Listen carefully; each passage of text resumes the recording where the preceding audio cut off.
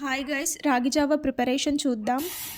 Stove on చేసి 1 glass of వాటర్ని boil చేసుకోండి. పక్కన ఒక బౌల్లో 2 టేబుల్ స్పూన్ ఆఫ్ రాగి పిండి అండ్ వాటర్ వేసి ఉంటలు లేకుండా బాగా కలుపుకొని పెట్టుకోవాలి. స్టవ్ మీద వాటర్ బాయిల్ అయిన తర్వాత ఈ మిక్చర్ని అంతా దాంట్లో వేసి బాగా స్పూన్తో తిప్పాలి. సో అలా కొంచెం బాయిల్ అయిన తర్వాత బాగా గట్టి పడిపోతుంది అనమాట. కావాలంటే మీరు కొంచెం వాటర్ కూడా యాడ్ చేసుకోవచ్చు దీనికి.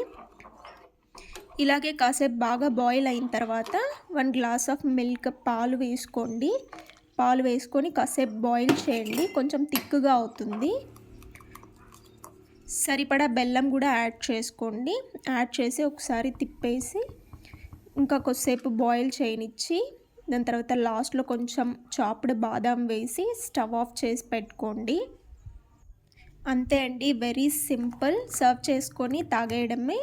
ఈ రాగి జావా వల్ల చాలా హెల్త్ బెనిఫిట్స్ ఉన్నాయి. నేనైతే డైలీ నా బ్రేక్ఫాస్ట్ ముందు జావా అయితే కంపల్సరీ తీసుకుంటాను.